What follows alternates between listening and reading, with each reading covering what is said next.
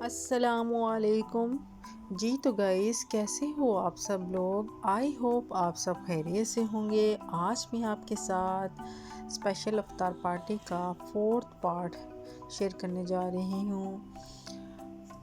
تو گائز اب ہم ریسپی کی طرف بڑھتے ہیں رفتہ رفتہ، کیونکہ یہ ریسپی بھی رفتہ رفتہ ہی بنانی ہے ہم نے۔ اس ریسپی کے اندر بھی 3 پارٹس ہیں جی۔ تو گائز یہاں پہ میں نے مٹن بون لیس لیا تھا، اس کو میں نے اچھے سے واش کر لیا تھا۔ اب میں اس کو چاپر میں ڈالوں گی اور اس کے اندر ہی تمام مسالہ جات بھی میں ڈالوں گی۔ سب سے پہلے میں اس کے اندر ثابت سبز مرچ ڈالوں گی۔ اس کے بعد میں نے ایک میڈیم سائز کا پیاز کٹ کر لیا تھا، اس کے 4 پارٹس کیے ہیں، وہ میں نے چاپر کے اندر ڈال دیا ہے۔ اس ریسپی سٹارٹ کر لی، بٹ آج میں نے ریسپی کا انٹروڈکشن نہیں کروایا کہ جو ریسپی ہم بنا رہے ہیں اس کا کیا نام ہے۔ تو گائز اب میں اس کے اندر لہسن ادرک کا پیسٹ ایڈ کر رہی ہوں، اور اس کے بعد میں پھر سے اسی بات پہ دوبارہ آتی ہوں کہ اس ریسپی کا کیا نیم ہے۔ کچھ لوگ اس ریسپی کو کچے قیمے کے کباب بولتے ہیں، اور کچھ لوگ اس ریسپی کو چپلی کباب بولتے ہیں۔ آپ لوگ کیا بولتے ہیں کمنٹس باکس میں ضرور بتائیے گا۔ اب میں اس میں ایک انڈا ڈالوں گی، اس کے بعد میں اس میں چکی والا آٹا ڈالوں گی 3 ٹیبل سپون بھر کے۔ اب ہم اس میں تمام سپائسز ایڈ کریں گے۔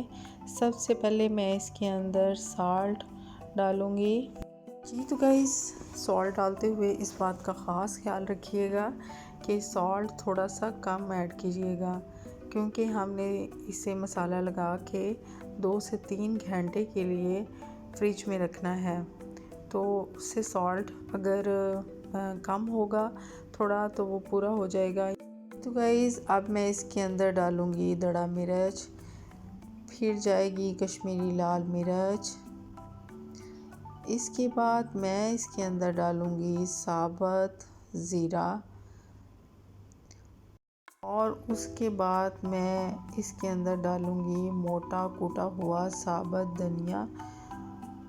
گائز یہاں پہ آپ ثابت دھنیا بھی ڈال سکتے ہیں جی۔ تو گائز اب اس کے اندر جائے گا ہلدی پاؤڈر۔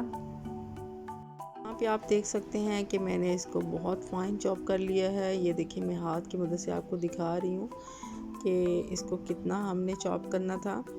اب میں اس کو ایک دوسرے بال میں ٹرانسفر کروں گی، کیونکہ میں نے اس میں مزید کچھ اور ایڈ کر کے میں نے اسے فریز کرنا ہے۔ اب میں اس کے اوپر ڈالوں گی سبز دھنیا اور پودینہ، اور اس کے بعد میں اس کے اوپر ڈالوں گی اوریگنو۔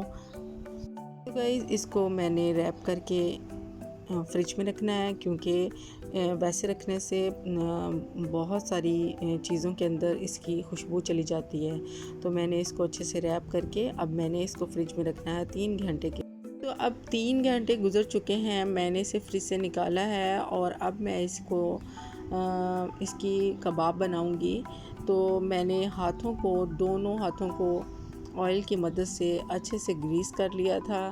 اب میں اس سے کباب بناؤں گی۔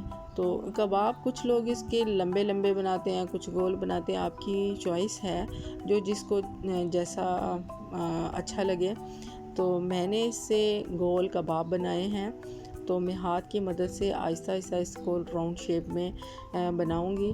اور میں نے اس میں ایک بات کا خاص خیال رکھا، وہ یہ کہ میں اس کو نان اسٹک پین میں یا توے میں اس پہ نہیں فرائی کروں گی۔ میں اس کا جو ہم اسپیشل جو روٹی بنانے کے لیے لوہے کا جو توا استعمال کرتے ہیں نا، اس میں اس کو میں فرائی کروں گی، اور اس میں میں نے توے کے اوپر میں نے ہلکا سا آئل ڈال دیا تھا، تاکہ وہ ہیٹ اپ ہو جائے، اور اس کے بعد یہ کباب جو ہے میں اس کو ان کی شیپ بنانے کے بعد میں اس کے اوپر ڈالوں گی۔ یہ کباب جو اس توے پہ مزیدار بنتے ہیں، وہ نان اسٹک پین میں نہیں اچھے بنتے، وہ ٹیسٹ نہیں آتا جو اس کباب کا اس توے کے اوپر ٹیسٹ آتا ہے جی تو گائز اس کباب کو ہم سیو بھی کر سکتے ہیں. اس میں یہ ہوگا کہ آپ نے بٹر پیپر کا استعمال کرنا ہے. بٹر پیپر کو ہم نے رکھنا ہے. اس کے بعد ہم نے یہ ایسے ہی شامی کباب بنانا ہے آئل لگا کے. اس کے بعد بٹر پیپر پہ رکھتے جائیں گے, پھر بٹر پیپر, پھر اس کے بعد یہ کباب, یعنی 1 بائی 1 ایسے کر کے ہم نے اس کے اوپر رکھتے جانا ہے. تو ہم اس کے بعد ایک کنٹینر میں ڈال لو اور جتنی دیر تک آپ اس کو یوز کرنا چاہو کر سکتے ہو.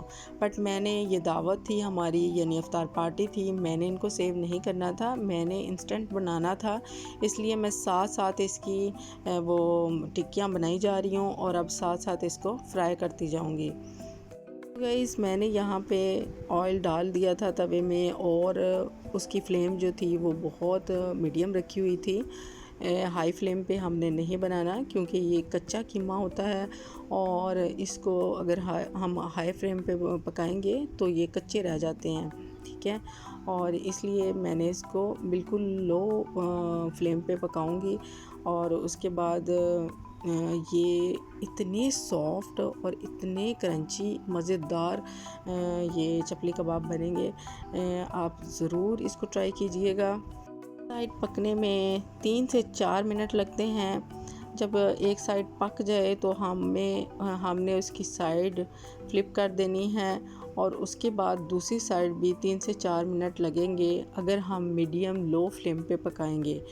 اور اگر ہم ہائی فلیم پہ پکائیں گے تو یہ جل جائیں گے اور آپ کو اس کا وہ ٹیسٹ بھی نہیں آئے گا جو آپ کو ملنا چاہیے. سو اس کے لیے فلیم کا بہت ہی یعنی لو فلیم کا بہت ہونا ضروری ہے. اس ریسپی ضرور ٹرائی کیا کریں, اور اس کے بعد مجھے اپنا فیڈ بیک ضرور دیا کریں کمنٹ باکس میں, تاکہ مجھے پتہ چلے کہ آپ ریسپی ٹرائی بھی کرتے ہیں اور آپ کو پسند بھی آتی ہے. اور لائک کرنے میں تھوڑی سی کنجوسی نہ کیا کریں, دل کھول کے لائک کر دیا کریں اگر آپ کو پسند آیا ہے. اگر آپ نے ویڈیو دیکھ لی ہے میری, ویڈیو اس لیے لیٹ ہوئی کہ ہمارے فرائیڈے تھا اور رات تھی 27ویں, سو اس لیے میں نے ویڈیو اپلوڈ نہیں کی. اب میں آج ویڈیو اپلوڈ کر رہی ہوں, تو اپنا ڈھیر سارا خیال رکھیے گا. ریسپی پسند آنے کی صورت میں فیڈ بیک ضرور دیجیے گا. جی تو گائز جہاں جہاں پہ آج تاک رات ہے, دعاؤں میں ضرور یاد رکھیے گا. انشاءاللہ ملتے ہیں نیکسٹ ویڈیو میں. Thanks for watching.